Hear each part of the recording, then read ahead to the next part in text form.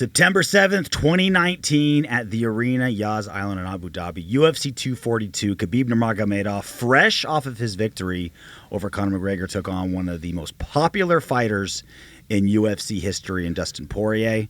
This is UFC Fanatics, an original production. In the course of his reign over the UFC's lightweight division, the snapshots paint a terrifying picture. He's dangerous. He's undefeated. Khabib Nurmagomedov mauls people.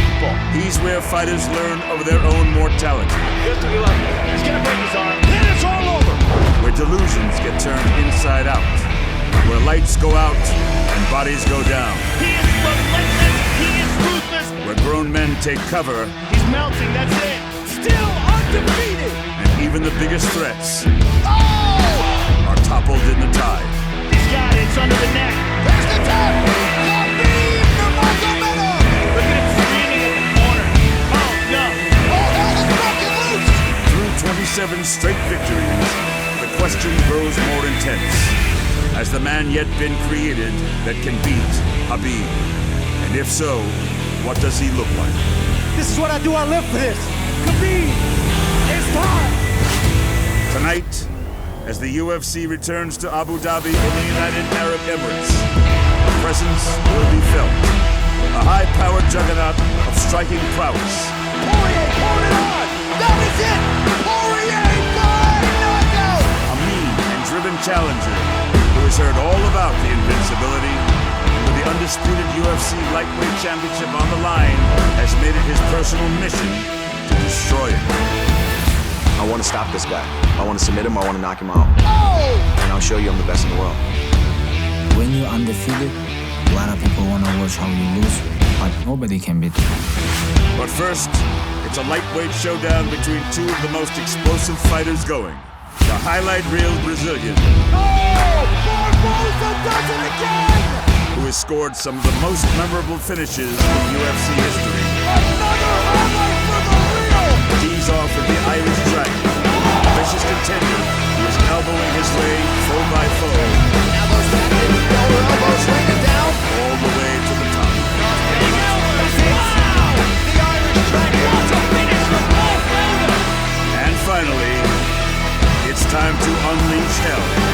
The Diamond of Louisiana, winner of 5 straight, and ready to do what no man has done before, to take out the Colossus himself, the mighty undefeated Heart of Dagestan, who has stood with the best and defeated the best, and earning the distinction of being the best lightweight of all time.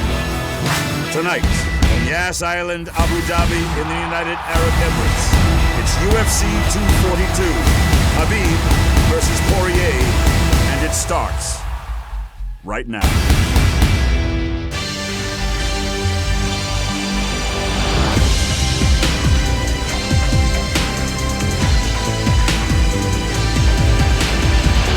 Yeah, it is UFC Glory Days, a UFC Fanatics original production. I'm your host, RJ Clifford, alongside a couple badasses turned commentators, Laura Sanko, Paul Felder.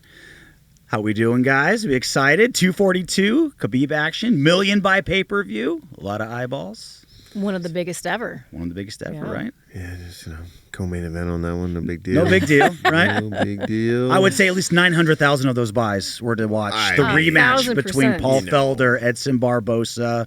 Rematch. Everyone was asking Should have got for. fight of the night. Didn't. Didn't. But I'm not upset about it. No, you're not still thinking about it. Can we we rename are the years show later. Bitter Days? Bitter Days, an original production. Hosted, produced, directed, cut by Paul Felder. That's right. That's coming out next. I'm free if they need to start that show. We- I've got some bitter things to talk about. We know you do. We can. We'll save it for this show. We can change it right now. For those who haven't seen it, Glory Days. We look back at some of the biggest and best events in UFC history, and obviously UFC 242 with one of the biggest stars, two of the biggest stars, and some of the best fights.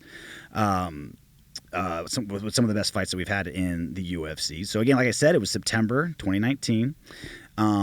What was your obviously, like, you fought, but like UFC 242, Yeah. right? 2019, September. COVID hasn't hit us yet. We're in some fun, like, kind of Conor, Khabib, glory days.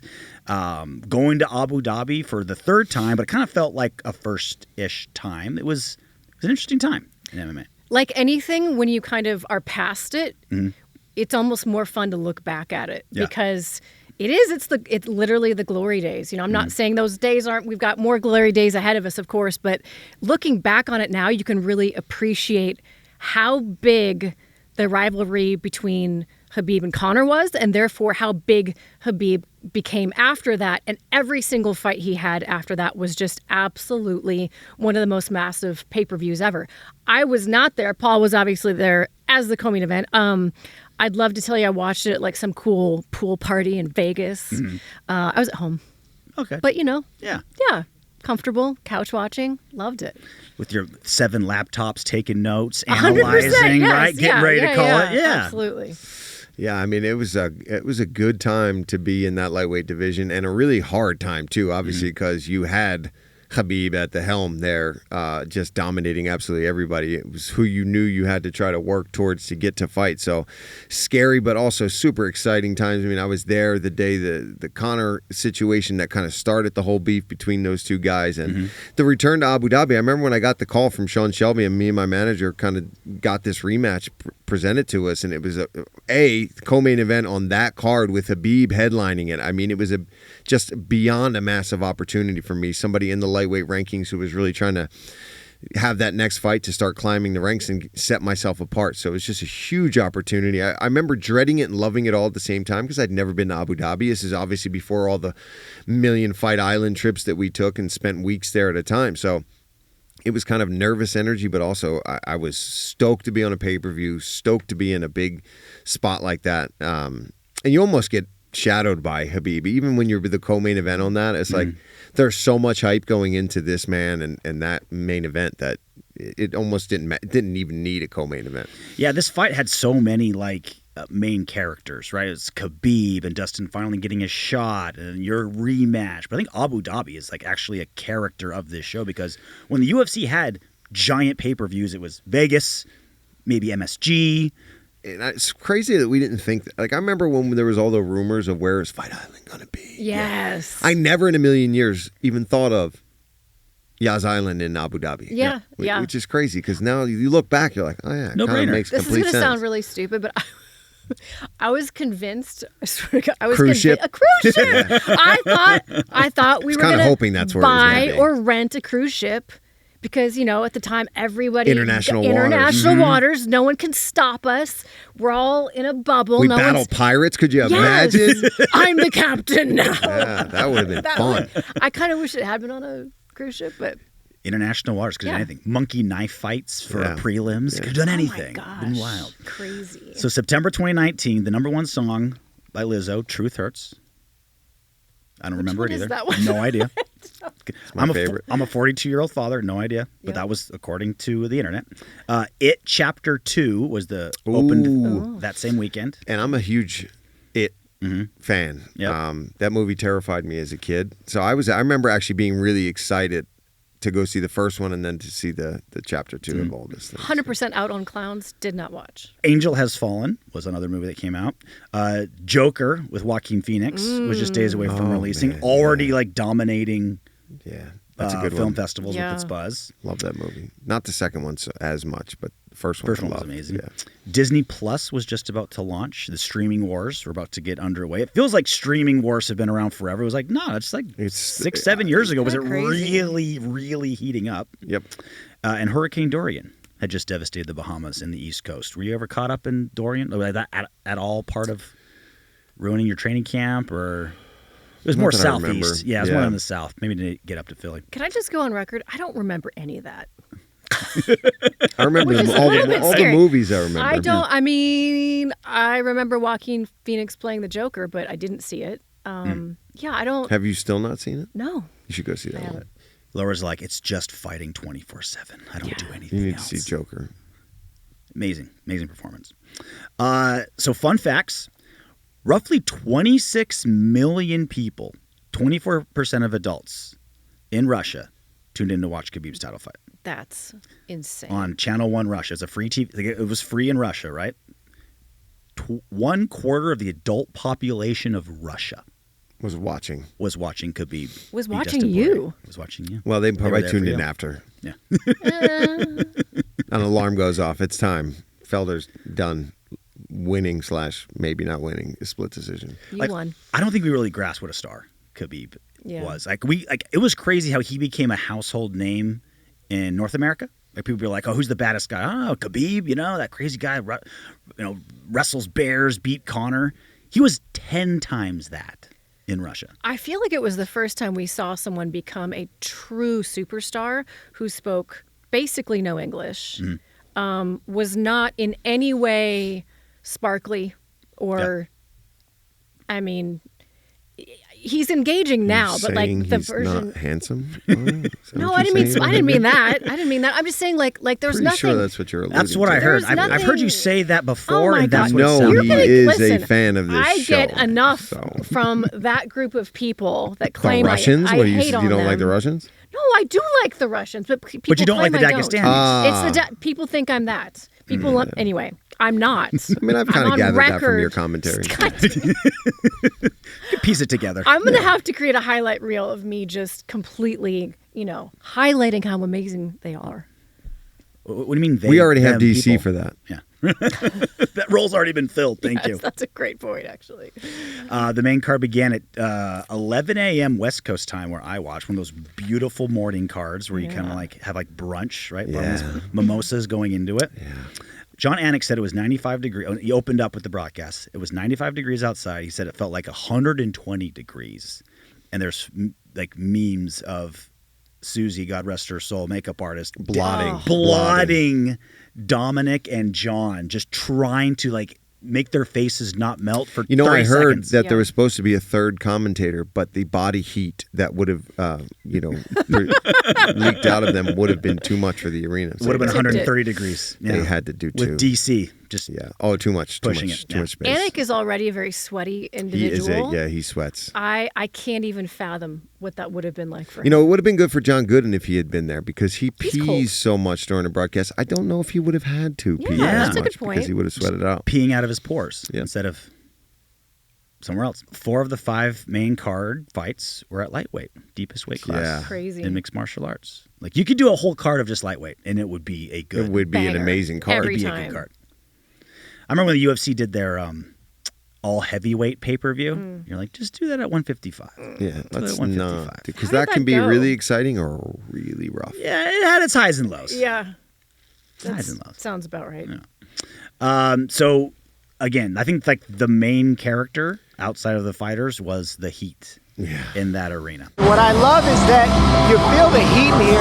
This is something different. You don't feel this anywhere else. Usually you take your clothes off when it's cold. These guys are sweating so much in the back that now they have to adjust their water load in the back to make sure they're not wore out by the time they get in here. This is different here. The energy is through the roof, and I cannot wait to watch this. I can barely hear what you're saying. I think you're telling everybody it's wicked hot in here, and that's okay. Some body armor sounds pretty good right now, Dom, huh? Whew! It is hot in here. All right, little check on the heat index. See, I thought it was getting cooler. That does not appear to be the case. 99 degrees outside, feels like a $123 in here. 73% humidity. South Florida has nothing on Abu Dhabi. I'm cooking like a biscuit over here. Paul, you're having flashbacks over there. 99 outside, and we're in like a tent where the AC is not really working well, and we were all kept in tents that were turned into locker rooms outside that were ice boxes. So where we're warming up, it was cold. Really? I had no idea. Cold. So we're all broken up, and there's several of them, right? So all the fighters, I was in with Bilal and maybe 2 or 3 other guys, all different times on the card, and we're all sharing those locker rooms. And then you had to walk from that outside the arena. They brought you in and then brought you to the waiting area before you made your walk. So you went from this freezing cold warm-up room straight out into this humidity. And it, again, when people think of Abu Dhabi, you think desert, you think sand. It is a lot of humidity over there. So not only is it 99 degrees, it is sticky as hell. And you walk out, you immediately start just sweating, profusely. And Dom was right about the whole water loading and rehydration process. I drank more bottles in my rehydration process. As a matter of fact, even that day of the fight, obviously I was the co-main, so I was fighting much later that day. I was still drinking the rehydration shakes that Ian Larios was like making for me with all the electrolytes, all the creatine, caffeine, whatever he puts in those things. all the way up until I was in the arena that day. And normally I wouldn't be drinking that much fluid because you'd start just peeing like crazy. But I was drinking tons of salt all the way up until time to fight. It's almost like a different sport when it's that hot because now you're not like now you're fighting the elements of your number one opponent 100%. just to be able to fight Edson freaking Barboza for 15 minutes. Yeah, it was just. I mean, you can look at photos from that fight, and when we're throwing strikes, you can just see a stream of sweat flicking off of our elbows, off of our kicks, and stuff like that. It was stifling in there, man. It was stifling. I've never experienced. I mean, I wasn't there for that card, but obviously later on when we went to Abu Dhabi for long periods of time during COVID, I have never experienced humidity and heat like that in my entire life. I, like you, thought, oh, we're going to the desert. It's going to be a lot like Vegas, where 99 actually doesn't feel all that bad necessarily. It's a dry heat. It is not a dry heat. Yeah. It is the moistest, wettest, grossest heat ever. If you wear glasses or sunglasses, every time you walk outside, your glasses immediately things are literally just wet everywhere. Yeah. It felt walking into that arena felt like you're walking into a 100,000 square foot armpit. Oh, just sweat and body odor. And would you rather it be uncomfortably hot or uncomfortably cold to fight in?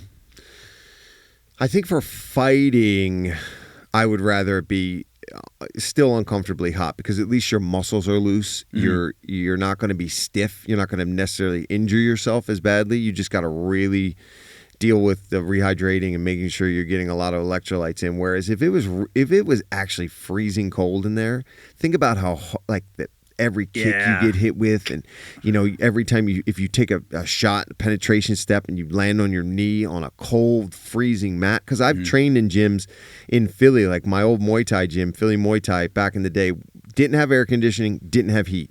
So when it was freezing cold, the mats were like bricks. Even kicking the Thai pads, it felt like you were going to break your shin. And then in the summer, it was the exact opposite. I'd still rather train in the summer than freezing cold. Now, any other sport, like anything running or endurance, give me the cold. So you take UFC Abu Dhabi over UFC Siberia any day? 100%. Good to know. If we go to Siberia, you're not fighting on that card. Nope. No. Some records. Malcolm Wellmaker will be fighting. He'll be fine, right? Because he'll be in and out of there in 90 seconds, like always. Malcolm Wellmaker, Jacobe Smith, going to be joining us here in a few minutes. Looking forward to talking to them. Does he know he's fighting in Siberia yet? Well, we'll tell him. It'll be a surprise. Now, you know what? We won't tell him. We won't tell him. We'll let him learn the hard way.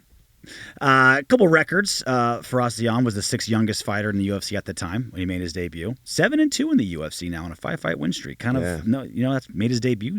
Put together a pretty good little run. 7 Russian fighters on that card. They did pretty well. They went 5-2. Mairbek Taisimov and Shamil Abdurrahimov were the 2 that lost. Khabib obviously won. Islam Makhachev obviously won. Zubaira Tuhugov won. Muslim Salikov and Omari Ashmedov all won. American top team went 2-2. You're Rufus Sport 2-0. Yeah, you and Bilal took care of business. You guys trained a lot together in that fight. Like, was it the same camps or was it kind of like? Because you had 2 very different game plans. Yeah, so we would do a lot of. We would still spar, but we did a lot of our grappling rounds and a lot of our MMA type sparring together. And then I had a lot of training partners that I was specifically working with who were just really good kickers, just really good strikers. But me and Bilal we would do MMA days, we would do grappling days, and push each other. And it was good to have another guy that was going through this same thing. And he left earlier than me. Like he smart, knew. wise he man knew. that he is. Yeah. And he got there, I think, 4 or 5 days before me. And I regret it not making that same decision. Why? Because I was so exhausted that whole fight week. I couldn't sleep. And then it was really altering my, I wasn't floating any weight at night. I wasn't dropping weight the way I should because you just, your hormones and your stress levels start going through the roof because of all that. And it was a brutal weight cut. Even though it was that hot, I had a lot of weight on me. A lot of weight. So jacked. Just too swole. It's your cross to bear. That was your Thickums era. Right? That was probably my best physique for a fight, I think, would be that fight. That was before you spent 45 hours a week on a bike you do now. Now I weigh less than what I started my weight cut at for that. I'm not even kidding. Starting my last weight, like my last water drop. So I weighed about 174 pounds when I started doing my final cut. and now I weigh around that. Would you ever get over 200? I've been over 200.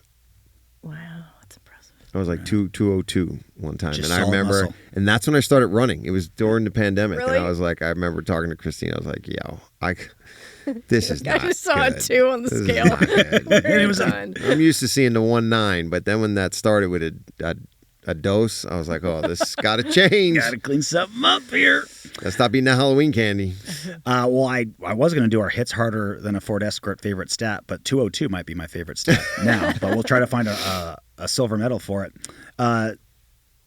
Sarah Moras versus Liana Jojua. First UFC women's fight in Abu Dhabi history. That's a little record breaker for you. Ottoman the Bulldozer Azaitar. I feel like the nickname Bulldozer should be more of a common nickname. You would think, right? It's a good one. It kind of Yeah. makes sense for an MMA fighter. I mean, Yeah. you got Tanner Bozer, and then that's it. Azaitar. I can't think of any other ones. Yeah, we've got the tractor, but that, Yeah, not the like a same. bulldozer. Yeah. Just call him Dozer for short. Oh, yeah. It's because that's my dog's name, Bulldozer. Dozer. So that's why Dozer, I we like call him that. Dozer. Edson Barboza, only UFC fighter with KOs to head, body, and leg. As many Not to can me. attest, not to you. Head or body or leg.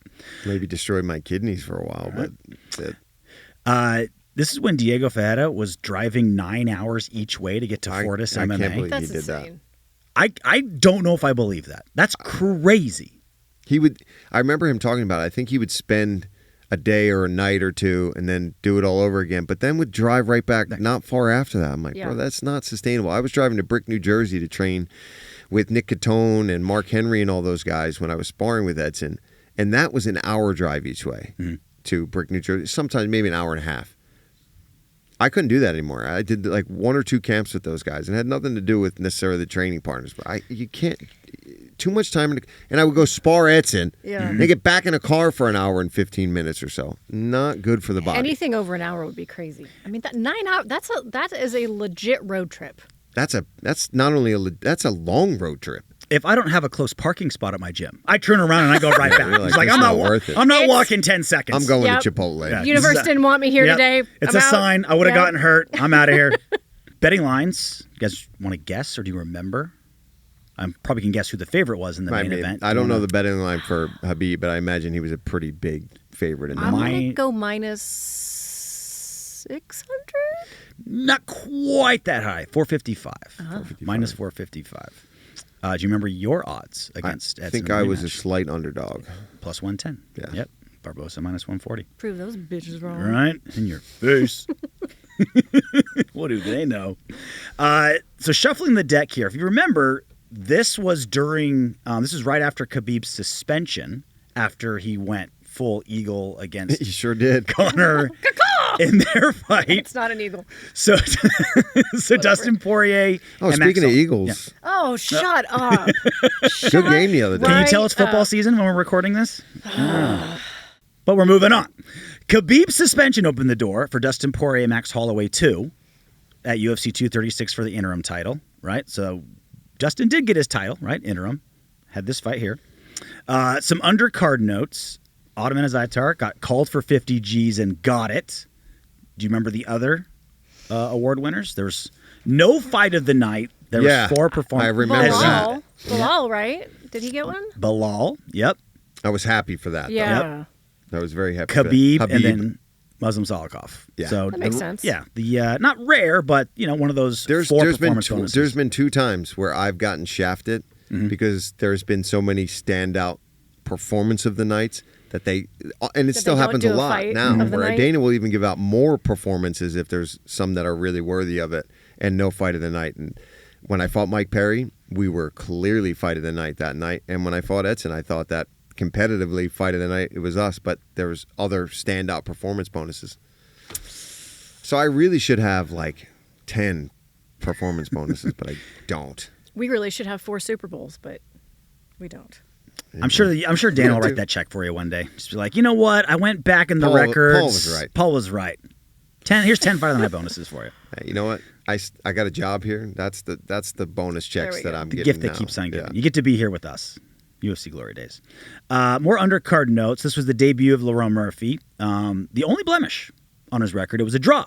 Yep. In his UFC debut. Short notice too, I think. Very he took short it. notice, right? Still put on a good performance. So his opponent Zabira Takugov, 1-3-1 in the UFC in split decisions. If him and Angela Hill had a kid, Kid would be disappointed in his. that would be he'd be like performances. don't go to the judges. Suicide moves only. You're not going to like it. Because if the judges talk, you're going to convince one. You're always going to convince one. Always one. The other Never two, the majority. Nope, not going to do it. Yeah. This was a little bit of a wake-up call for Islam Makhachev as well, because it was kind of a ho-hum, kind of Dagestani wrestling, just kind of doing what it takes to win decision. He spent the rest of his UFC career making up for it. After that, he finished 8 of his 9 opponents, and his only decision was that fight of the night against Volk.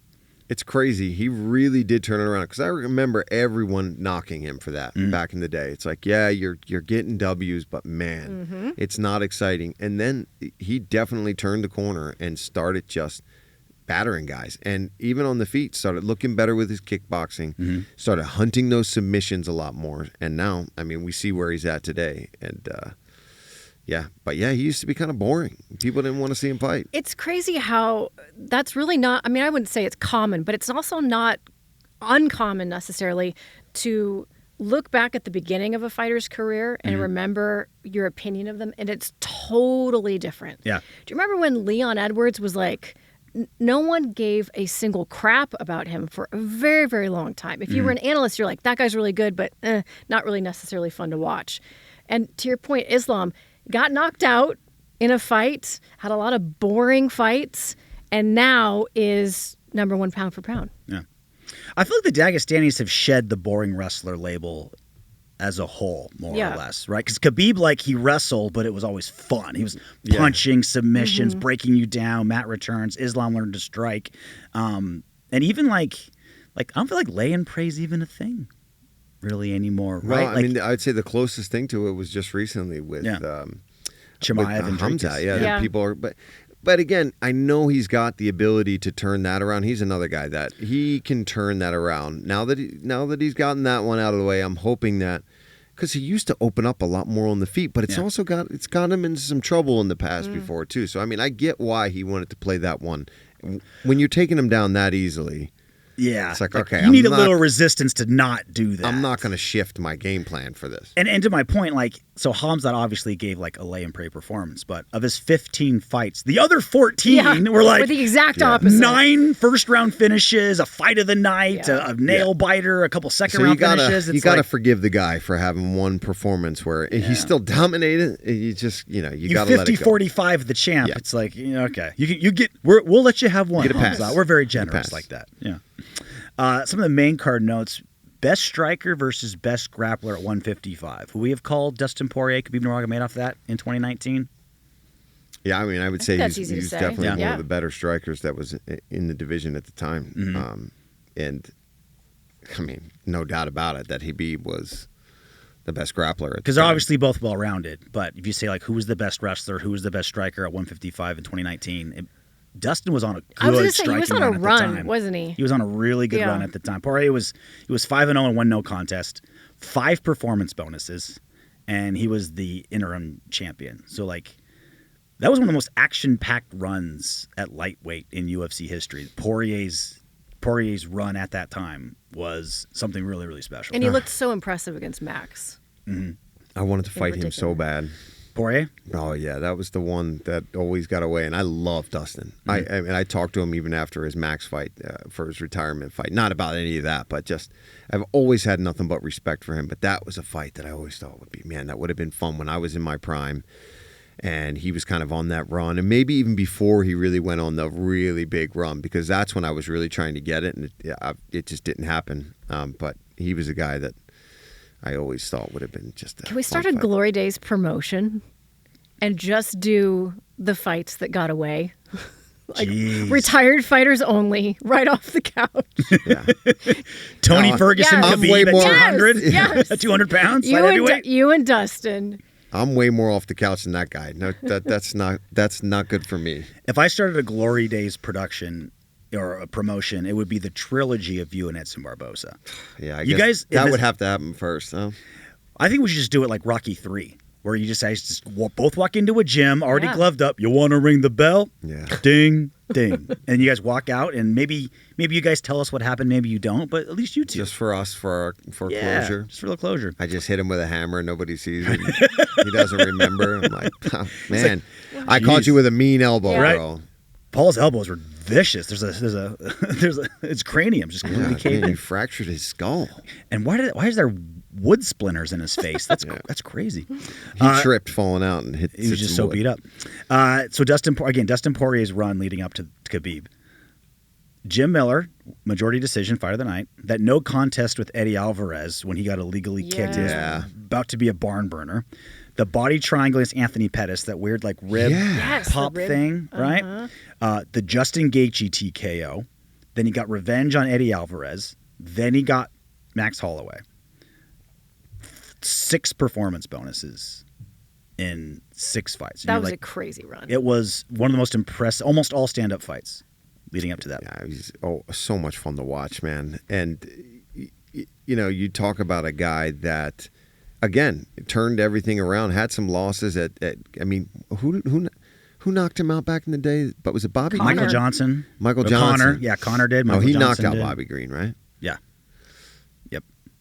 Michael Johnson still loves to talk about that one every time we interview him for his fights. And talk about another dude still turning around. If and I still knocked getting out W's. Dustin Poirier, I would have it tattooed on my head. Yeah. Just so everyone knows. I knocked out Charles Oliveira, and Yeah. How often do you bring it up? I don't bring it up, but anytime it gets brought up, I'm like, You're like, you don't hate You it. allow it. You don't hate You it. allow it. You just film it when someone else is talking about it. I started his big win streak. Deserved. So Khabib Nurmagomedov was coming off of obviously that Conor McGregor $2 million buy pay-per-view, one of the biggest events in sports at that time.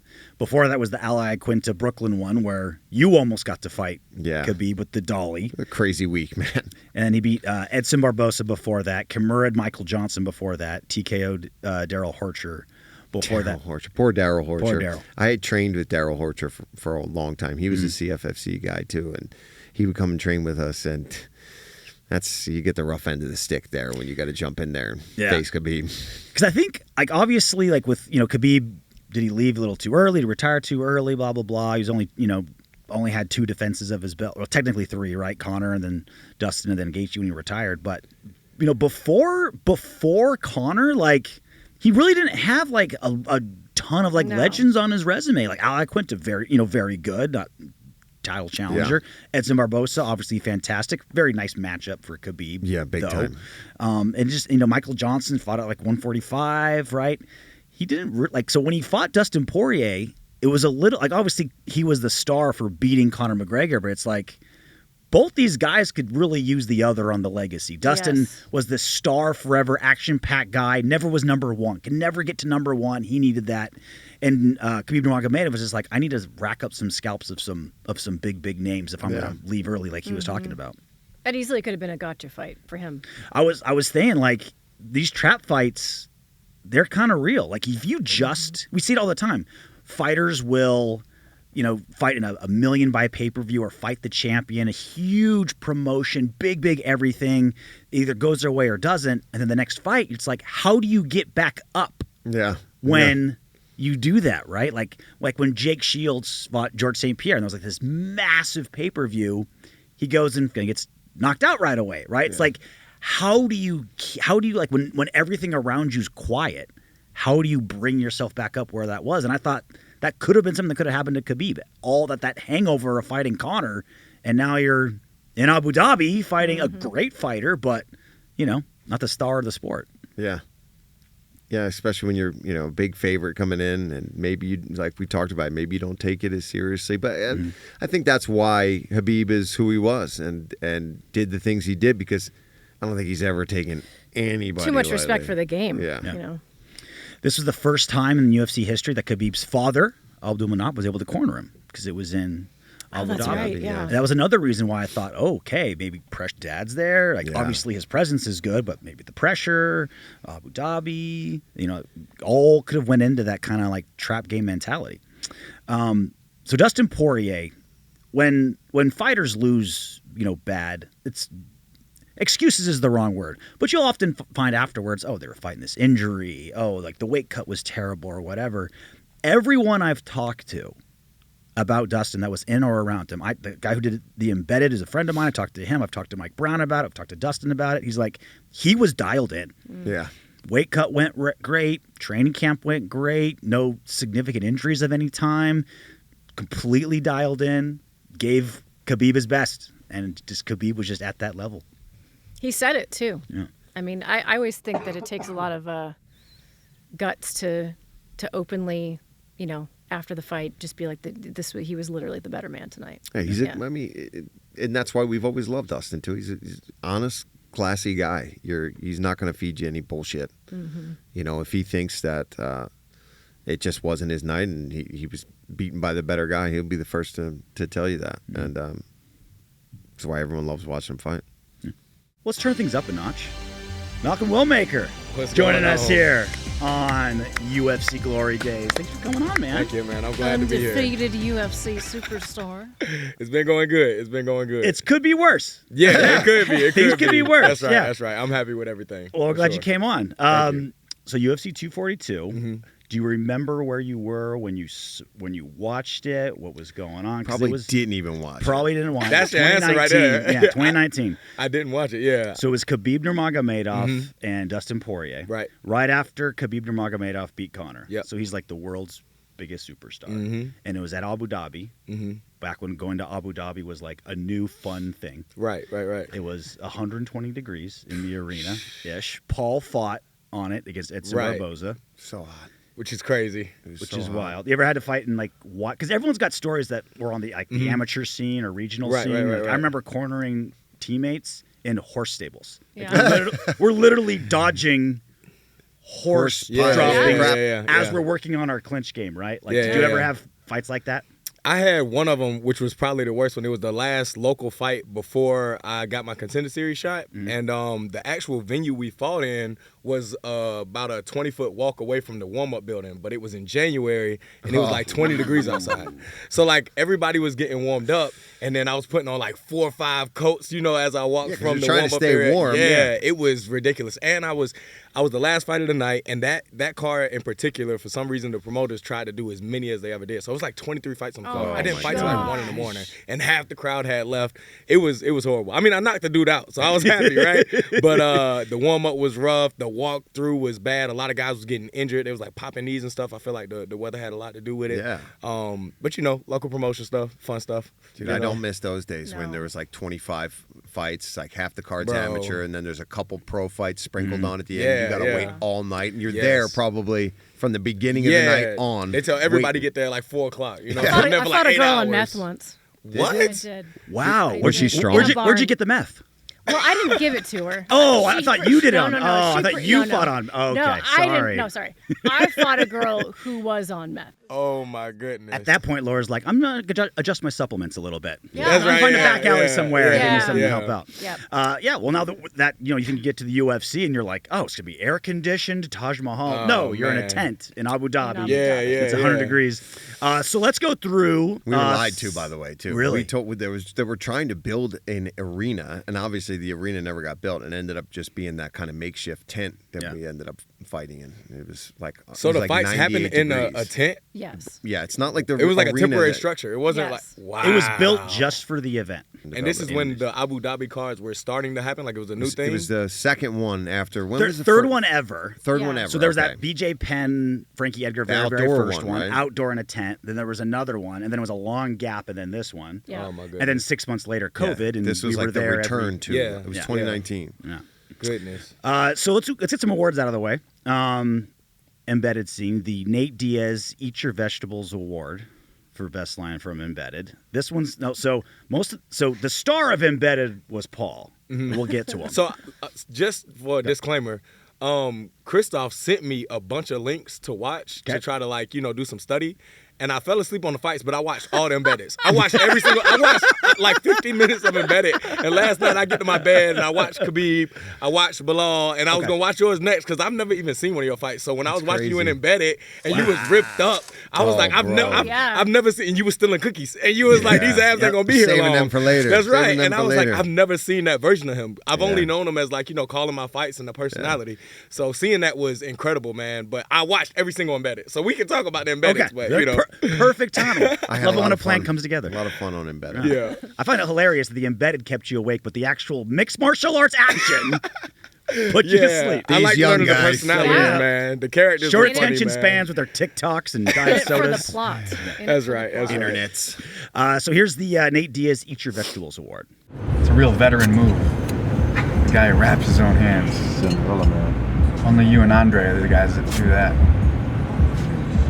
It's kind of like jerking off. You know how to do it best. Makes a lot of sense. Yeah, like that. I like how Mike Brown is just kind of like, technically that's correct. Yes, that's the X's and O's of it all. You do know your own body best. Yeah. That was crazy seeing him wrap his hands in the front seat of the vehicle like that. I've never seen somebody really wrap their hands like consistently with like fight tape and all that stuff like that. Yeah, he did a good job too. Yeah, it looked good. It looked like a clean wrap. Better than I could do. You can only, you know your body the best. yeah. That's an outlandish right, Laura? line. Would you agree that only you can do it? I mean... No comment. I don't know how to participate in this conversation without getting Right. myself in trouble. Different mechanics. Totally different mechanics. Yeah. That is a pretty iconic embedded. Yeah, that one was good. That one was good. Crazy. I don't know if that line will fly today, but that was good. That was good. I enjoyed it. Bilal told me about dudes doing like 20,000 calorie challenges. You have to eat 20,000 calories in one day. So all your meals have to add that up. It can't be from your liquids. Yeah. So you can't drink like Coca-Colas and stuff like that. It's got to be. That doesn't count. Let's just know the plain bathroom is going to go down. 1,000% you are capable of that. 20,000 calories. I saw you do it the first series of Contenders, the first season of Contender Series. I ate a lot of calories back in the day. Every single show was 20,000 calories. 20,000 is a lot. That's outrageous. And no liquid calories? No liquid calories. Oh, my goodness. And I started watching all these things, and this is the kind of stuff that I would watch all throughout my weight cuts. I would watch guys eating 20,000 calorie challenge. I would watch this guy, Nick Dompierre. He's a CrossFitter guy now, but he does cheat day videos, and he would eat all these donuts and all this stuff. And I remember sitting just in hotel rooms watching all these videos of guys eating stuff or drinking soda, ice cold drinks while I was cutting weight. Just food porn. Well, and then you became an Iron Man, and the 20,000 calories is like necessary to keep you from just wilting away to nothing. Yeah. No. What do you think the most you've ever eaten calorie-wise in one day is? I really have no idea. 10? I would Think you've ever hit imagine even 10. I know, that's a lot. Really, That's a think about how many cheeseburgers you got to eat to get to 10,000 calories. It's more than you think. I mean, I would imagine at least close to 10, though, because, I mean, when you're preparing for those kind of endurance things, you're burning 6,000 to 7,000 calories for one of those races. So you've got to be trying to get in around that to lead in. So, like, the days before a race and things like that, probably 8,000 calories. 2 is a big day for me.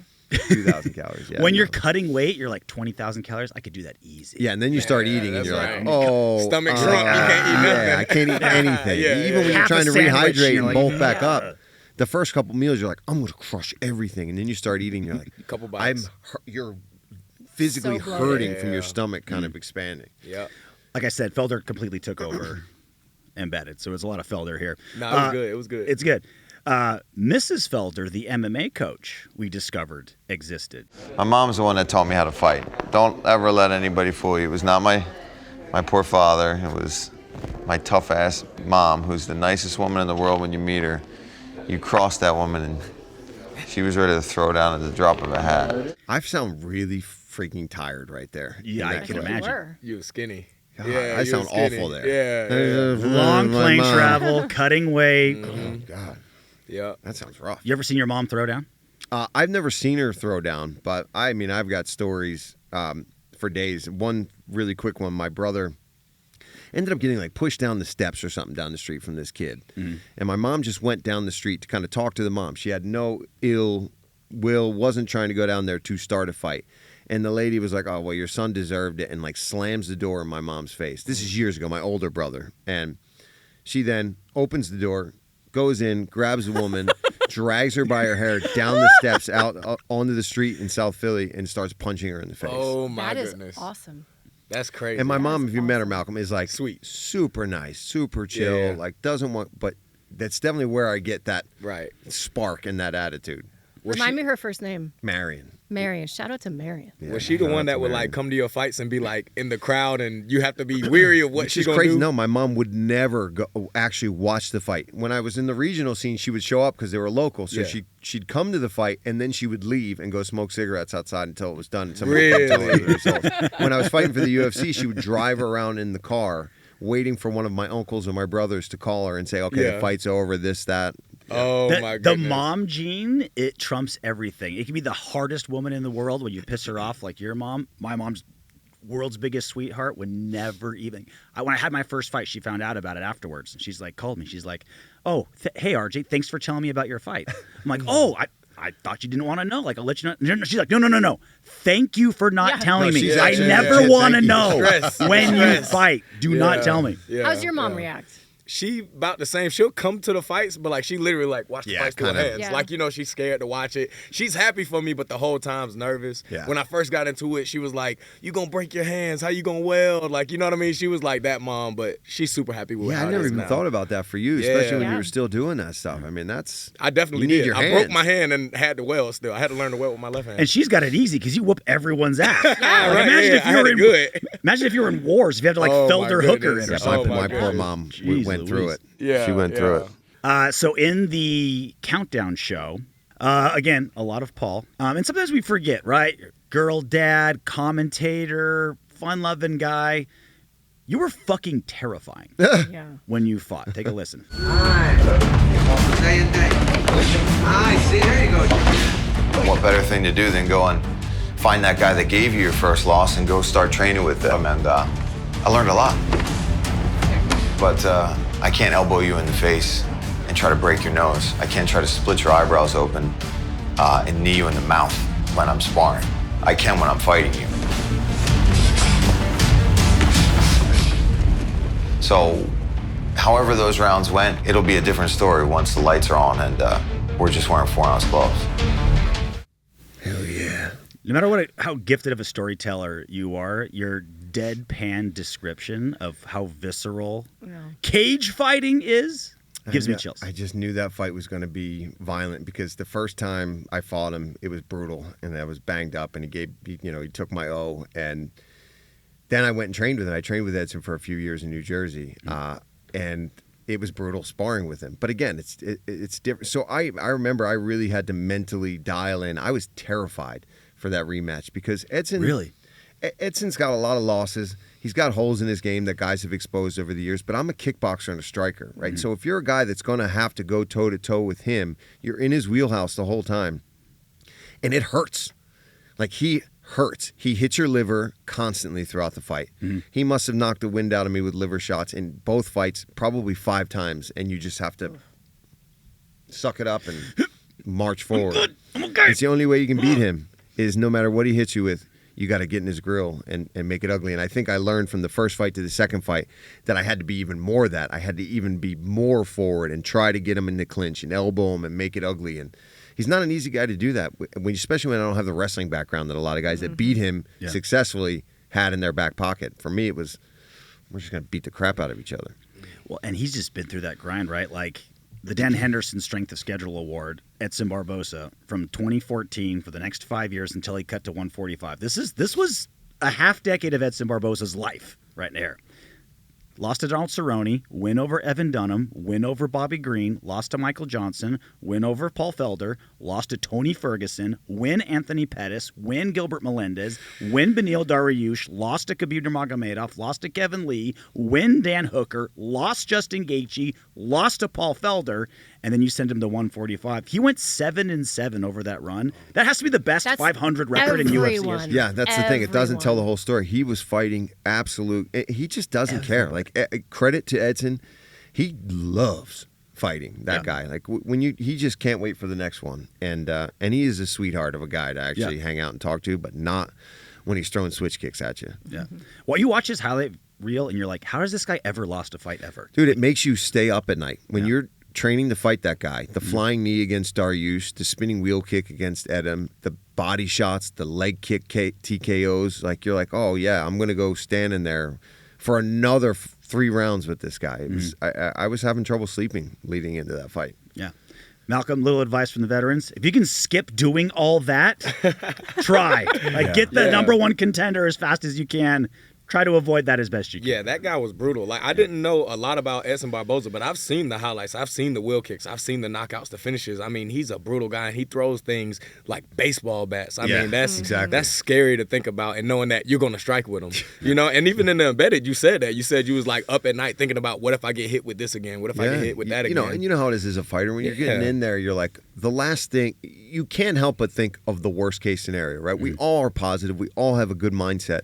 But you're lying if you don't think about, what if I'm KO'd in front of everybody? Yeah. What if I'm choked unconscious and I'm shaking on the floor? Like, you can't help but think, and that's what should be motivating you to bust your ass in the gym, right? To do all the things you know you're supposed to do, to check all the boxes. And yeah, and some fights are always going to be scary. If you're fighting a guy that's going to take you down and just beat the hell out of you, you're scared to lose. But there's certain guys where you're like, if I lose this one, it's probably because he melted my soul. Life changing. Life changing. Yeah. Well, on that high note, Malcolm, thanks for coming on. We Speaking of melting people's souls. It's been good. Yeah. It's been good. The past couple performances I've had, on the big stage, man, they've made huge statements. So I'm happy as can be. Glad to be here, sharing the mic with y'all, enjoying this moment, talking about Paul's days that I didn't even get to see when they happened. It's awesome to see you in that light and to discuss these legendary moments that I watched as just a baby in the game. Cannot wait to see you fight again, Malcolm. Yeah. Thank you so much. Thank you. Oh, yeah, dude. You're the man, bro. And that last fight, just incredible timing to see you kind of practicing that stuff and then go put it into execution. And I follow you on Instagram. I'm seeing all the training. So just keep doing your thing, man. Thank you, man. Appreciate it, guys. Absolutely. Good to see Star y'all. in the making for sure. Thanks, Malcolm. Yes, ma'am. All right. Well, the hits just keep on coming, and they do hit hard. Jacobe Smith here on UFC Glory Days. Thanks for coming on, bro. I appreciate you guys having me. So we're looking back at UFC 242. Khabib Nurmagomedov, Dustin Poirier, Abu Dhabi. Did you watch that fight live? Do you remember it? I know you were younger in the game in 2019. I believe I was at Oklahoma State still and was prepping for a surgery, and I was watching it at one of my coach's houses. So, yeah, it was a crazy fight because I love both of those fighters. You know? Yeah. So it was like bittersweet to see one of them having to take a L. Did the Cowboy Wrestling team, were they super into MMA? They had to be, right? Like, there's so many fighters that came from Oklahoma State. Yeah. I mean, obviously my favorite and I looked up to was DC, but sure. You had Johnny Hendricks when he was training for one of his last fights. He was coming up there and smashing me, prepping for his fight. So it's always good to have that background and access to the people that's going to be passing the torch on, Yeah, for sure. So we talk about like UFC 242. What still holds up? So for me, Bilal on fight 2 of his 11-fight unbeaten streak. We didn't really know how good he was. Like, came in the UFC. No clue at that No point. clue, right? Like, he lost to Joe Bann in an awesome fight, right? Got dropped a couple times. Then he starts coming back, and then it just took forever for everyone to get how good he was. And this was one of those performances. Like, he was, wasn't a big finisher, blah, blah, blah. But he made Takashi Sato ragdolled him for 3 rounds till he choked him out. Yeah. You knew. You were training with him. Yeah. You knew what he was. He's such a great training partner, too. He's one of those guys that keeps you safe but pushes you to the brink each way. And you can see it in his fights, too. The guy's got a pace on him that's second to none. And he's an awkward guy to spar. Like, Bilal's one of those guys. You know what I'm talking about. There's always that guy in the gym that when you watch them striking, you're like, all right, I should be able to figure that out. Like, I think I'm a cleaner striker. And then I go with him, and he lands that weird left kick that he kind of flips up at you and does all that. He used to make me so mad, bro. I'd start cursing at him in sparring rounds and screaming at him. He would just laugh it off like Bilal does all the time. And, that's funny. But yeah, I knew how good he was then, and to see him go on that run, and I remember after he won the belt seeing him too, and it's like, dude, you did it, man. You did it. To talk to one of your friends, somebody that you kind of came up with, for them to go and get that belt wrapped around them, it's just amazing to see. Yeah, that's what all my friends had expectations for me, and I just failed all of them. They're like, RJ, you're going to be the one that's going to make it. RJ, like, you didn't do it. Didn't do it. I just got a little further. Oh, yeah. Do you have like all Columbus State guys? Are they kind of like following you that same way? Like you're the guy you're the next one. You're the next DC. You're the next Hendricks. You're like Mark Munoz. Yeah. So so when I was there, Coach Smith was the coach, and with him retiring and David Taylor taking the torch, I still haven't been up there to train and stuff, but I went to see everything and how it's changed. And other than the coach, it still feels like home. Yeah.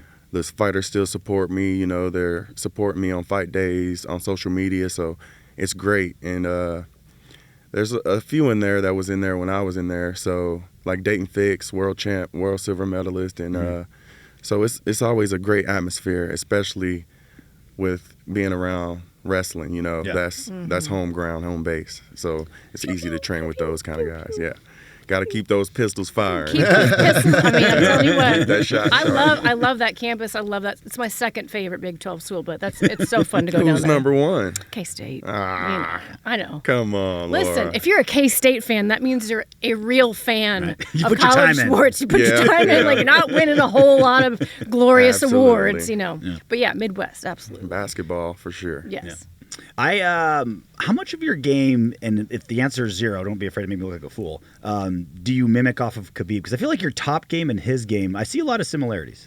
So my main training partner, Kyle Crutchmer, did a few fight camps with him. So Okay. His system and everything, when I was first coming into fighting, that's what I was being taught. So Okay.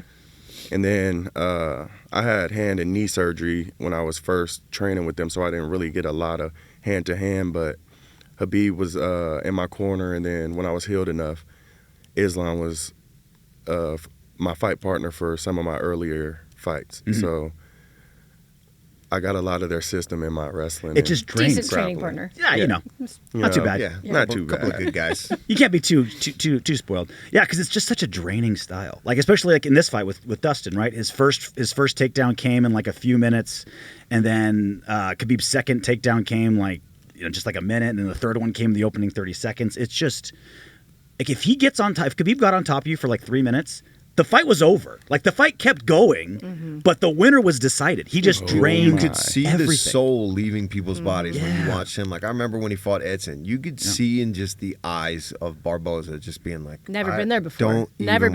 Want to be here anymore. It's definitely different for sure. They had that meme on Facebook a few years back where that bear had a hold of a deer, and he wasn't trying to kill it or do anything, but the deer just was trying to get away. And the first thing that came to mind was Khabib. Yeah. Like, he grabbing all these little deer. This is not fair, So that's pretty crazy. Yeah. Let's go through some finishes because there was a lot of them. It was a bloodbath in Abu Dhabi, a fun one. Here's the Salikov-Taleb finish.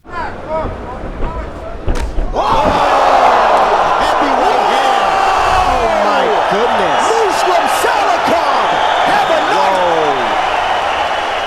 a And he's still doing it. He's still doing it. Yes. Still doing it. He's like He was 41, old then. bro. King of Kung Fu. I mean, every time I study him, I'm like, how is this guy still producing these knockouts? How old is he now? He's on a 3-fight win Is he streak, 41. 41.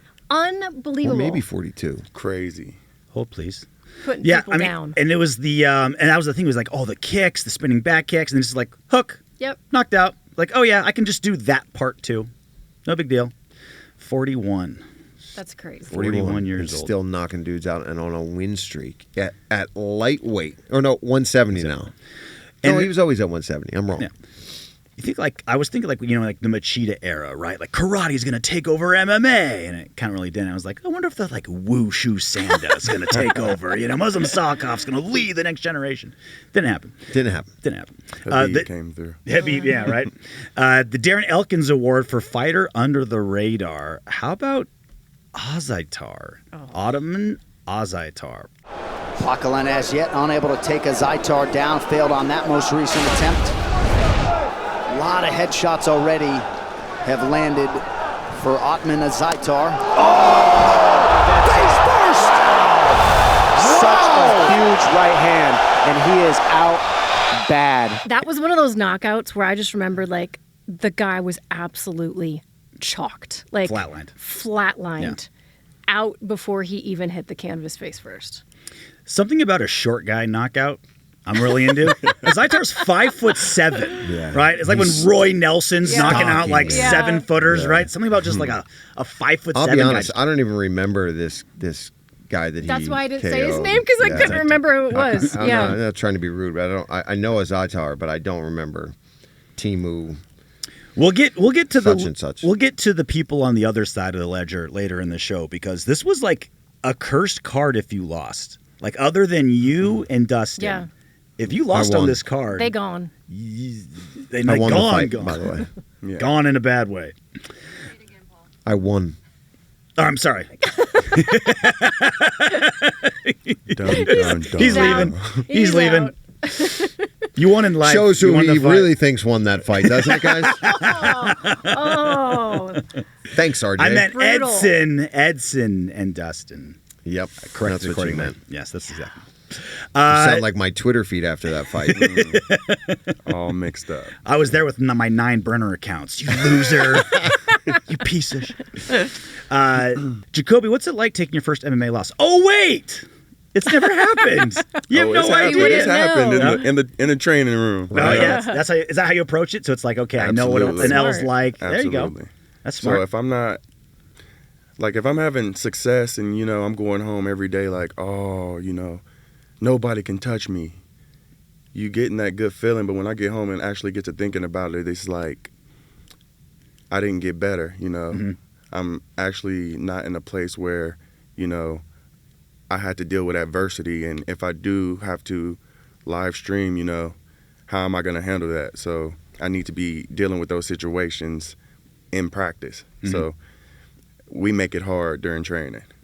That's why, like, wrestlers and fighters, there's like a weird level of humility, because even if you're 30-0, like, you're not winning every round of every training session. Like, John Jones is kickboxing with better kickboxers. He's wrestling with better wrestlers. Like, you still get humbled no matter how good you are. Absolutely. Or even if you're the best in the room, it's like, all right, I'm on round 10. Fresh guys are coming in. Like, there's always a way to crack that. Yeah, always. Yeah. Let's move on to, so we saw a side of Dustin Poirier after this loss to Khabib Nurmagomedov that you kind of thought was there because he's so visceral, so genuine, he cared so much, but it was jaw-dropping, for me anyway, to hear how he approached, or how he, like, felt after this loss and what he said. I mean, I knew he was going to press. I knew I was going to be against the fence a lot. I just felt like I let myself down. I didn't cut any corners preparing for this. I felt like my whole career set me up for this moment, but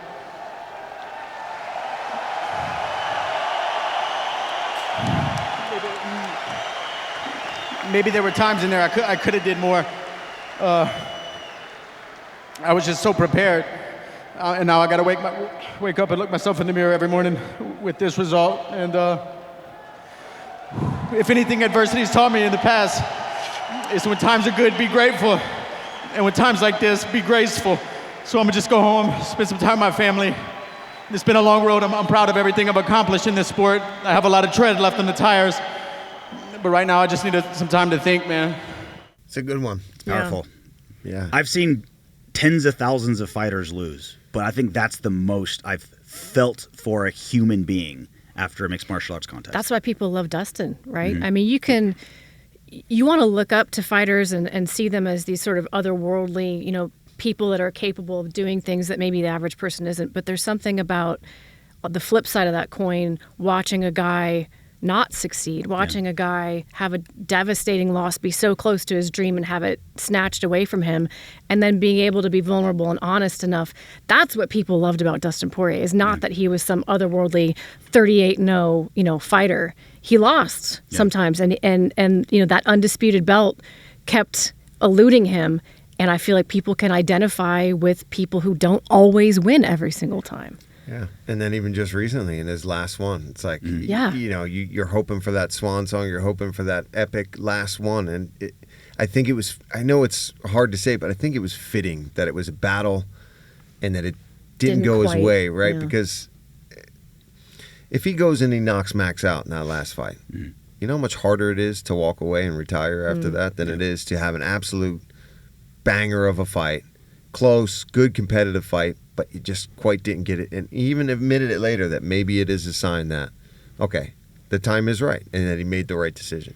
It's the healthy result for mixed martial arts. It The young really- eat Yeah. the old, right? You Yeah. built this whole retirement fight, and it's an amazing fight, fantastic, brilliant performance. Didn't go your way. Max is going to go on and do more things. His legacy was already written. Yeah. He didn't need to. He didn't make- even need it. No, Yeah. he But didn't. He didn't. I'm glad he did it. Yeah, of course, but he didn't need to. He didn't need to win that to prove anything to anyone. It was already. We already knew who Dustin Poirier was and that he's going to be in the Hall of Fame And one day. This is the thing. This is what made that speech so special. Is we didn't know that then. Yeah, that's true. Right? Yeah. Like it's crazy hearing that because you hear in his voice like I failed. Yeah. I'll never do this. Like we were talking on my radio show the Monday after. Is he going to retire now? He sounded like a guy who was just like done. Yep. And And then he went on and did bigger things. And then he goes Yeah. after this. He fought 9 more times, 2 title shots, 2 BMF fights, 2 Conor fights, and got his own retirement fight in New Orleans. Yeah. Like he went on one of the most one of the richest 9-fight non-title runs. Yep. Like he became a multi-millionaire household name after that happened. But you hear his voice and you don't know what happened next. You're like, oh, that was his last fight, right? No. Yeah. So even if you lose, you probably never will, Jacobe. But Probably. even if you don't, Yeah. just know it's not the end of the world. Yeah. Still do whatever. The way he touches me with those, there's no excuses, This is what it is, I got some questions to answer with myself and, not giving too much to the fans, but letting them feel the heart touch moments, Yeah. And he's very great at that. And we also we saw Dustin from the very beginning on Fightville, right? He was on a reality show way before any MMA was ever big at all, and he always talked about his run, and his wife Jolie was driving him to amateur fights, and anyone at American Top Team remembered this young kid Dustin coming in when he had his first loss, and he's like, have to change my training. It's a standard thing, right? MMA was he was so ingrained into the story of mixed martial arts for so long, and then I don't know, that's just all the stars aligned for that post-fight speech to just be maybe the greatest losers. Hard to call it a loser speech, but one of the greatest L speeches I've ever seen in the UFC. Yeah, adversity. Yeah, adversity speech, right? And overcoming it, right? No matter how low he felt he was out. But of course, right? It's the winners that we want to talk about. That's what we're here for, right? Who got the W? The John Anik, not the cloth from what she is cut award for best call.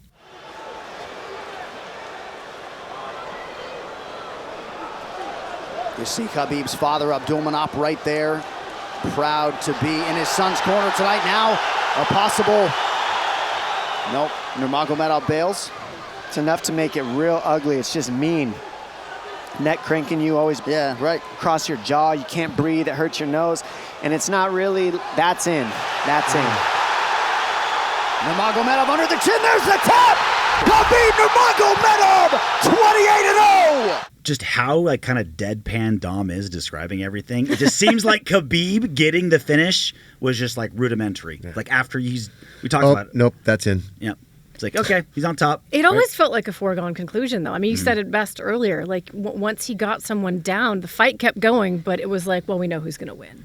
You just see the life force drain out of people when you do it. You know that as a wrestler, right? There's something so satisfying in that, even before fighting, that third round when you just whooped a dude's ass for 2 rounds, and you're just okay, you don't want to be here anymore. You're here, but you're not really here.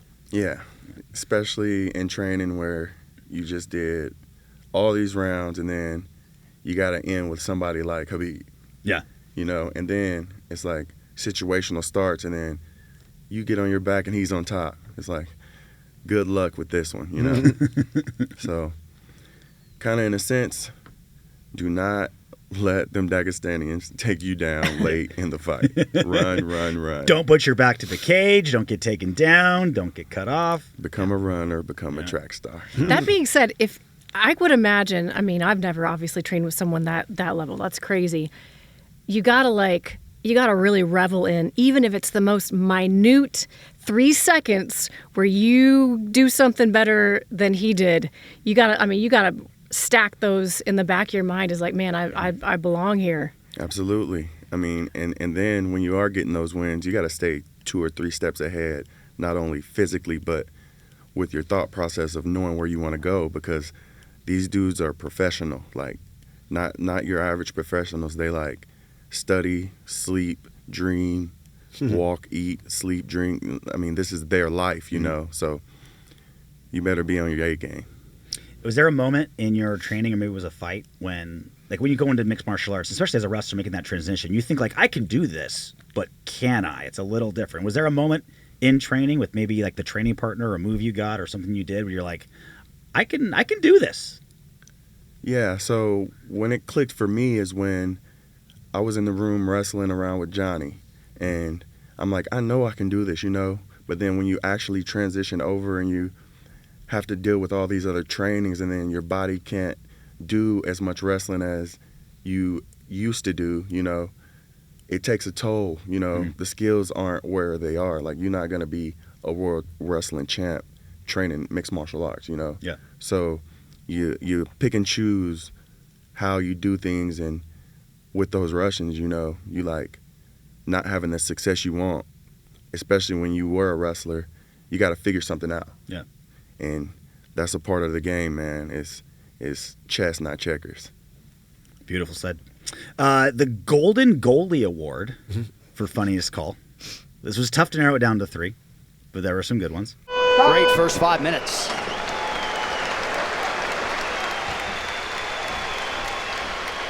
Loves his job. Yes, he does. Dom confirming what John Anik said. Yep. You need to repeat it. He does. Yes, he does. I confirm. You're right, John.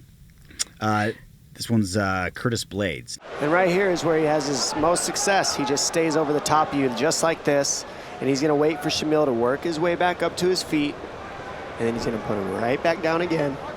Keep punching him until he gets tired, and then finish him. That's what he's always looking for. And Shamil needs to get away, keep the space, move his feet. And this is basically D1 college wrestling right here, just in a nutshell, except you can cheat and punch at the same time. So he's having a lot of fun right now if you're Blades. This is his style fight right here. This is where he doesn't feel threatened at all. Oh, with authority. Back down again. And Shamil's slowly saying, come on, man. Get off my wrist, please. He's looking for a Kimura here. And now he's got his knees together and he's on his butt. Dump. Dump. Matter of factly. I remember Matt Lindland once said, MMA's wrestling just plus all the shit you wish you could do but couldn't. Absolutely, man. Right? I feel like that's Curtis Blades. He's like, I'm just wrestling, but all the cool stuff too. Yeah.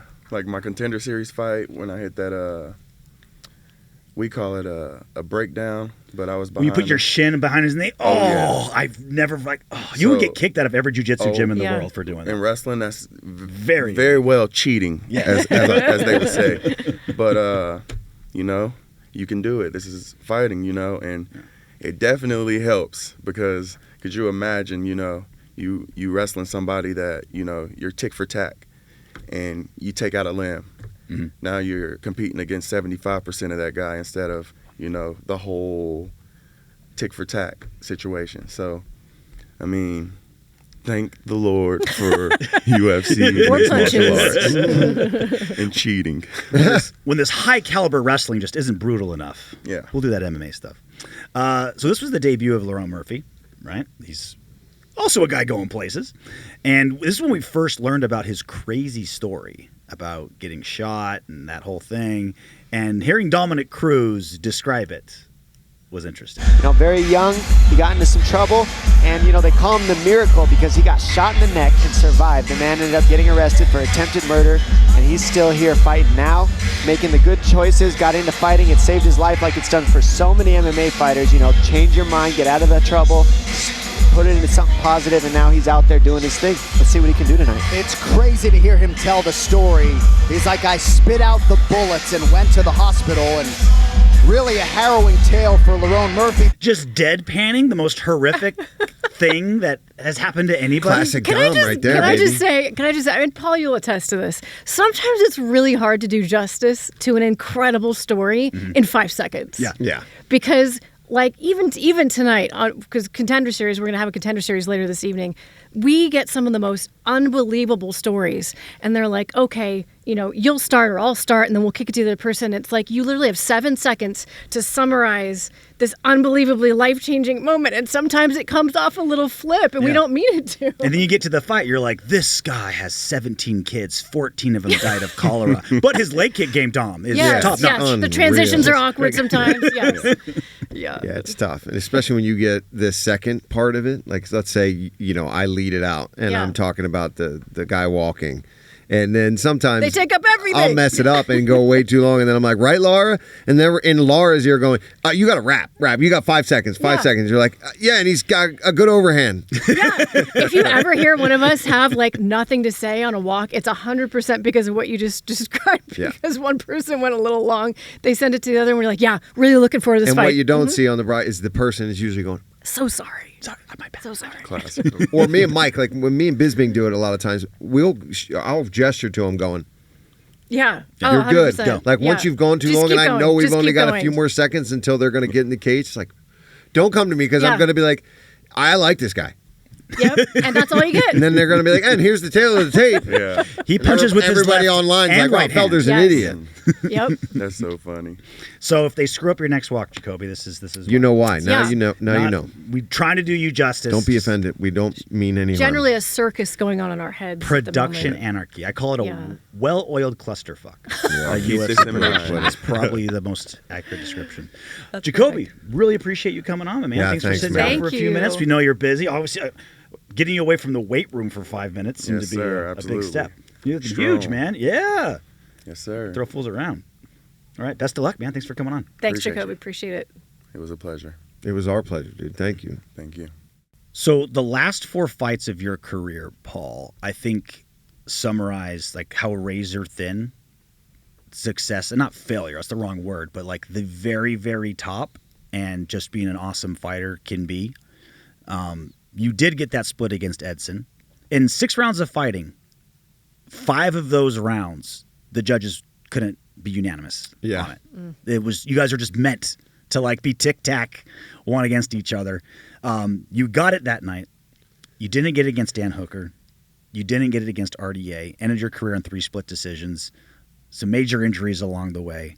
And I can't help but think, like we talked about earlier, when you could have been the guy that fought Khabib in Brooklyn with that cart, if that Hooker decision just went your way, if certain injuries it just didn't hit that organ quite as bad as it did. Like, it's just so like the John Joneses, George St. Pierre's, Demetrius Johnsons of the world. It always went in their direction. A, because they're amazing. Because of they're course. incredibly good. Yes. They made their own luck.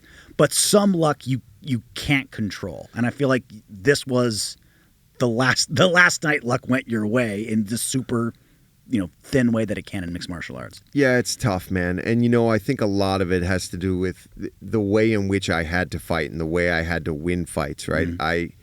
I grew up doing traditional martial arts, didn't get into MMA until I was in my mid-20s. And even then, I went from being a theater student at University of the Arts to then deciding I wanted to take an amateur MMA fight after a few months in the summer of doing some MMA training.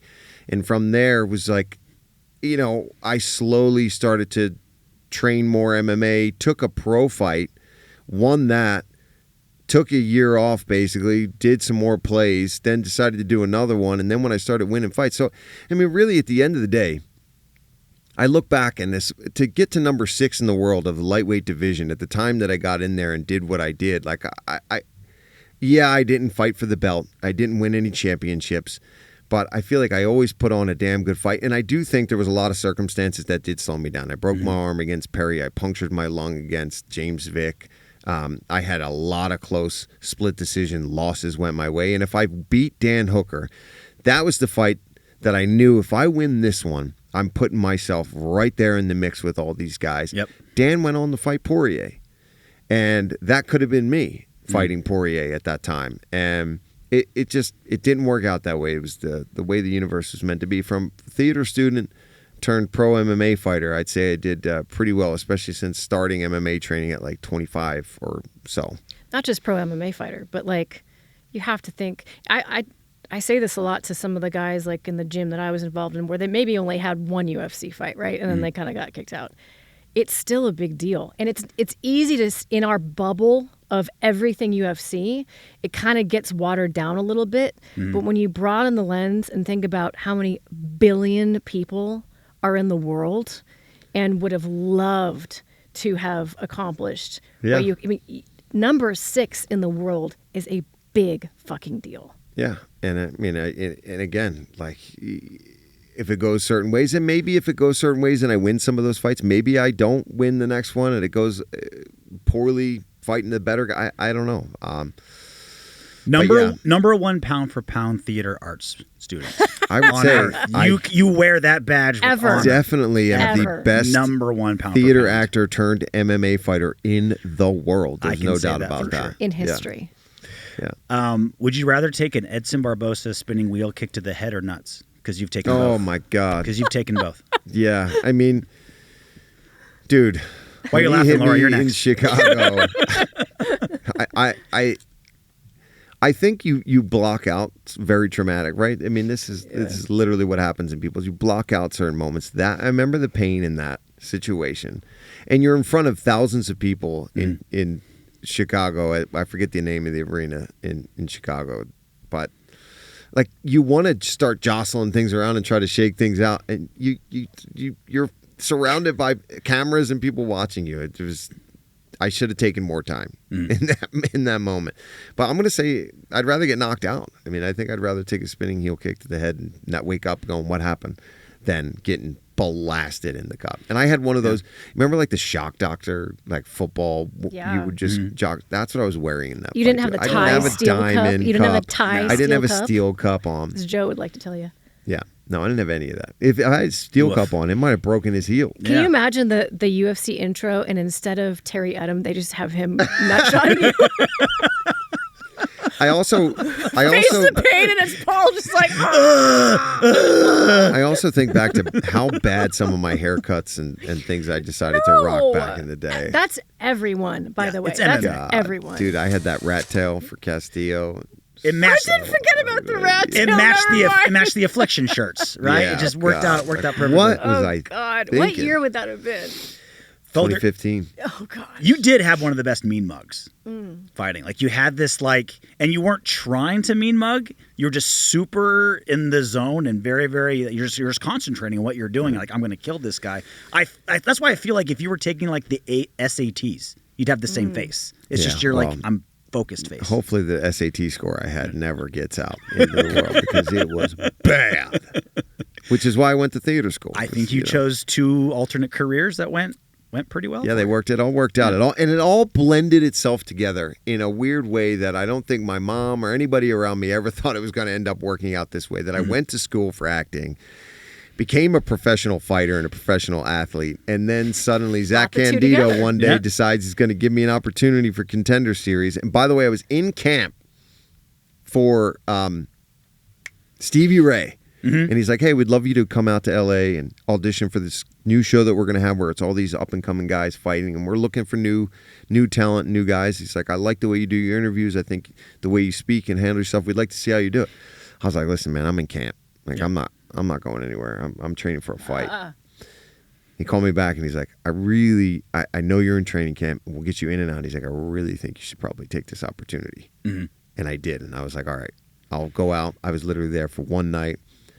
Took a rest day, flew back the next day, and if I hadn't gone out there, things could have been very different for me right now. Zach doesn't normally ask twice. He does not. That's pretty. Maybe it wasn't even a second call. It might have been all in that same conversation where he's like, "This could be a really big opportunity for you," and I got it. Glad you took it. Now you're here. Dustin Poirier, Khabib don't need other second jobs anymore. No, they do not. They do not. Nope, they're doing well. And this fight's a big reason why. Khabib dabbed Buffer, broke the curse. I thought like when he's doing the announcement, you do that. That's a no-no. It's like walking out to Eminem. He normally doesn't go well. Khabib's just so good. He broke that. Didn't matter, right? Khabib's first takedown came in under 2 minutes. His second takedown in round 2 came in 1:20. His third takedown in round 3 Came off in 30 seconds.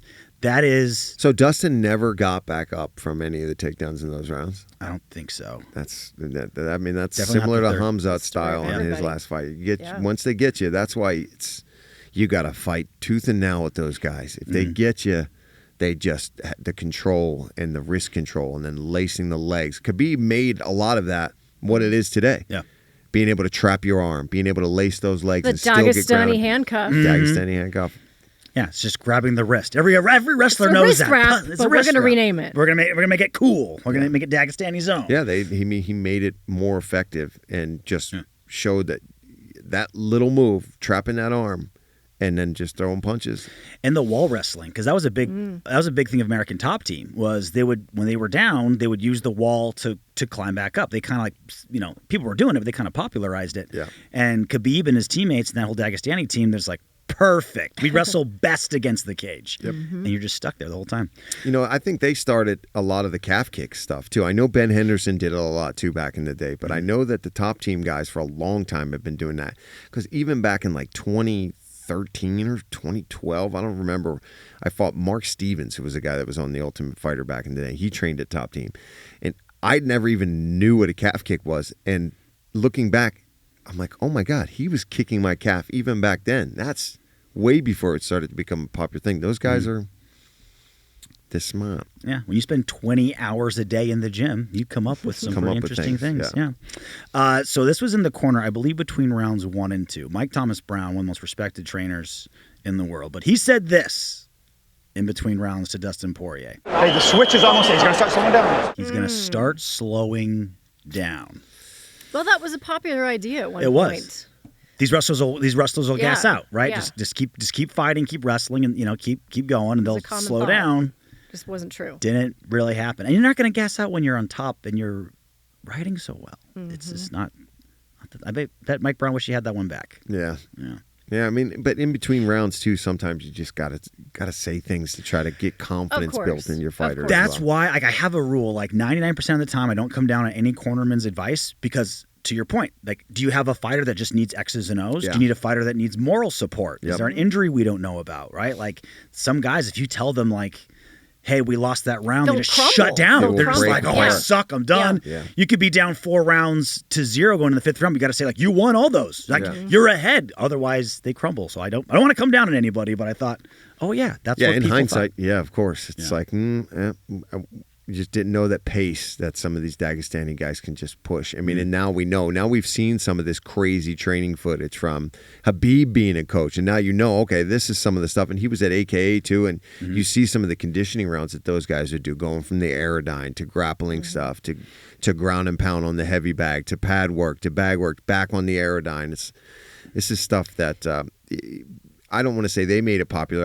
A lot of people were doing things like that, but that kind of stuff mixed with the amount of wrestling and just grappling that he's doing and conditioning in between all the grappling rounds and push-ups with all these guys.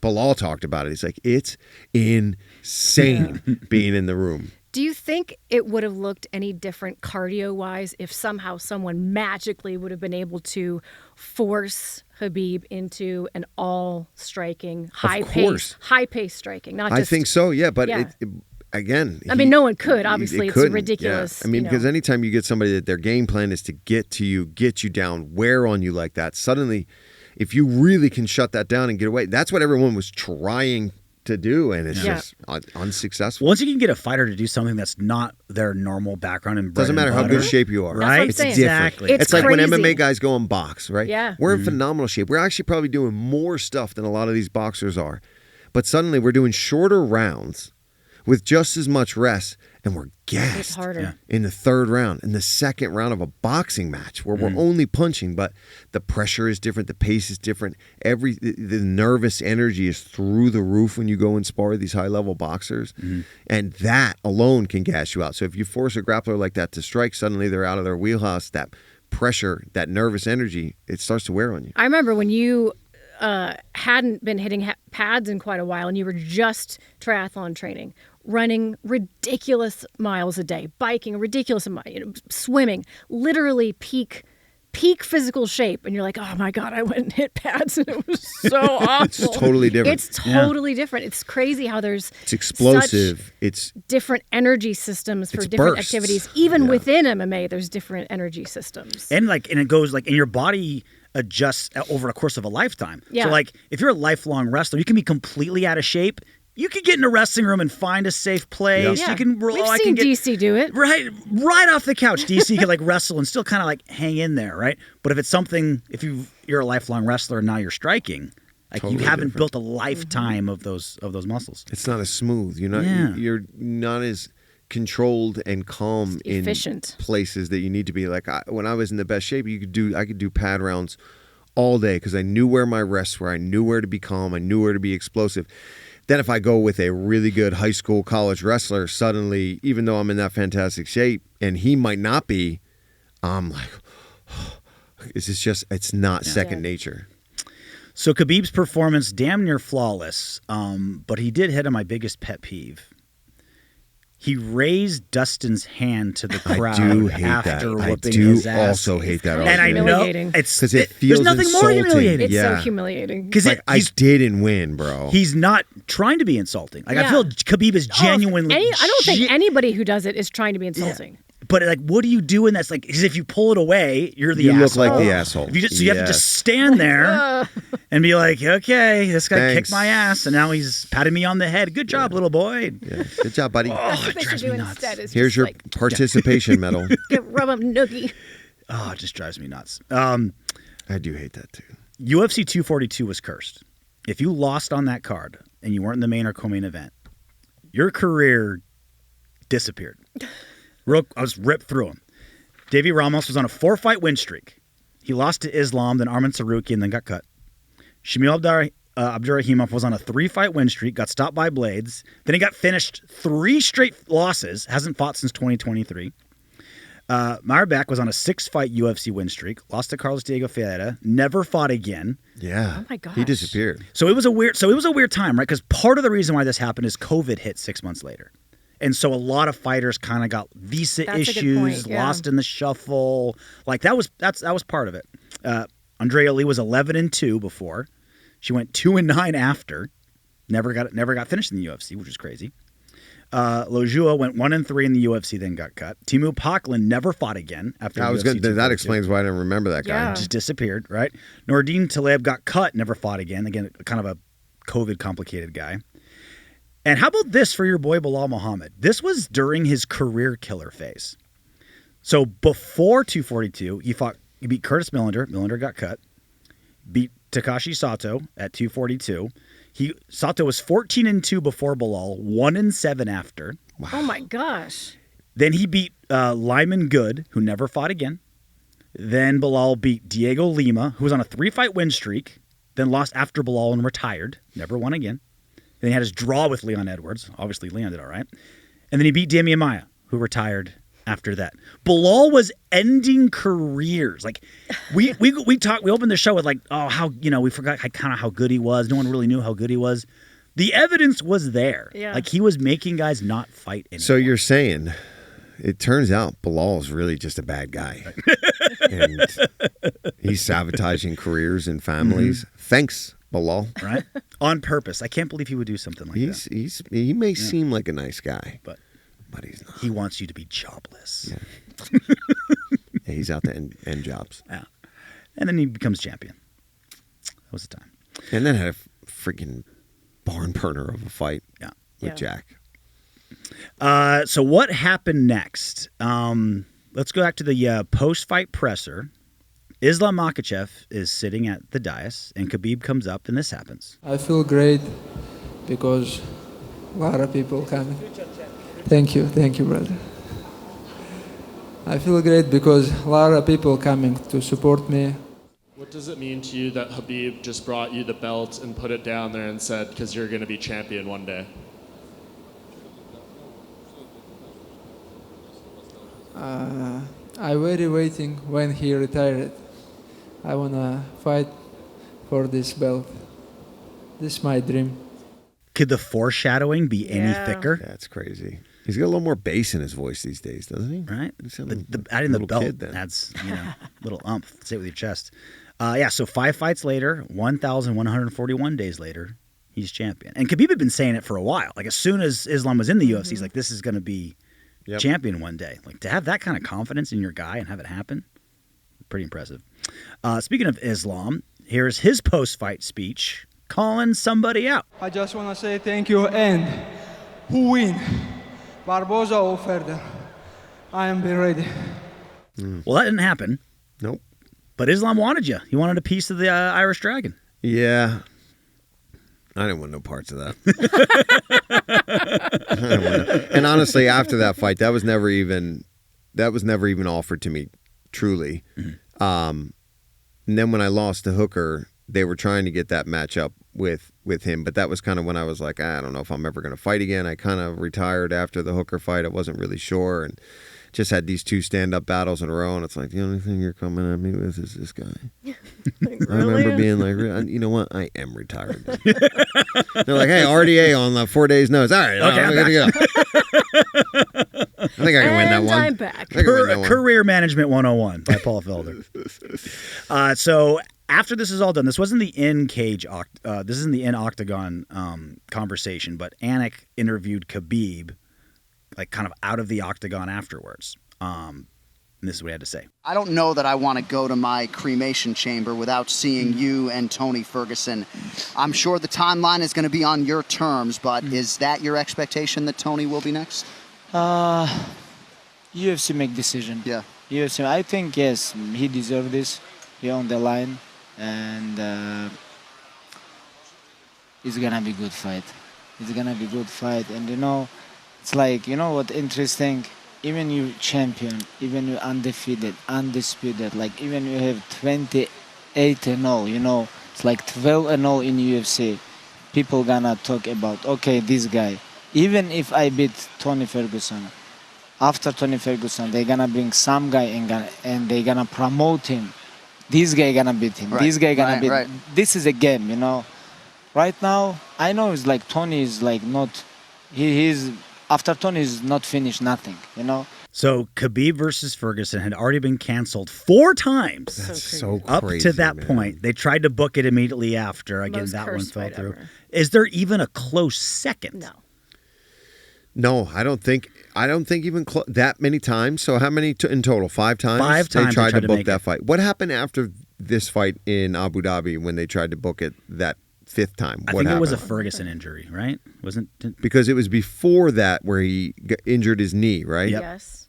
I wonder what didn't he also have a weird lung thing the one time? Yep.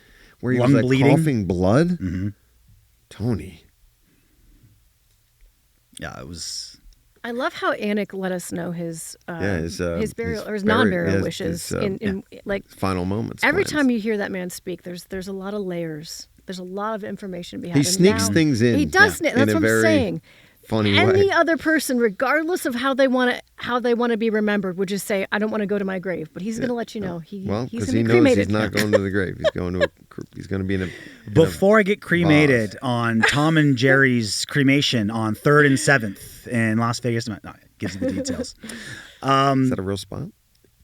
I mean, they're getting free advertising if it is. Yeah. They can just bill them. So that's it pretty much for Glory. UFC 242. Wrapping it up. Final thoughts. What's your biggest takeaway? What do you when you think of UFC 242? When you're walking out of this studio door, still reminiscing about that crazy night in Abu Dhabi, what do you take away with you? The greatness of Khabib. Mm-hmm. I mean, to me, it was to go from doing what he did to Conor and then doing what he did to Dustin back to back. To me, that's like peak, the best. I know there were fights after that, of course, but to me, that's just like, that was the best it got. And it was absolutely incredible. I think about how I upgraded to business class to fly home. Got it. And they had this like 10-layer some kind of dessert cake. I actually just saw a picture of it on the phone.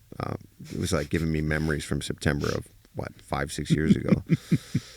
And I'll never forget that cake. I remember sitting in business class. I had a W and W and a cake. Crush that cake. Your love of food is one of my favorite things about you. It's endearing. It really is. Well, especially nowadays, it's not as passionate. Now I eat pretty the other day for breakfast, I had an avocado, cottage cheese with honey, and an omelet. But the fact that you remember, I couldn't tell you what I ate. I have no clue. The fact that you tells me that you I would have savor. never dreamed that when I was fighting that would ever be a breakfast that I would have if I wasn't in camp.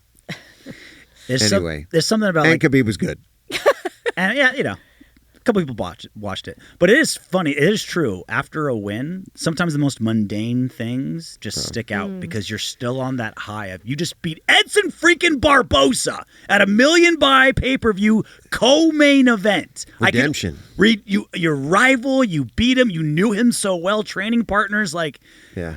Airplane cake. Dude, airplane cake. Was And I the remember best they gave me ever like champagne and drinks, and they knew that I had just fought. So it was just, I miss fighting for those moments, those relief of it's done, and you get to enjoy yourself, and or the moments right backstage after fights when you're with your team and you got the job done. Like those are the things. I don't think back to the fights too much.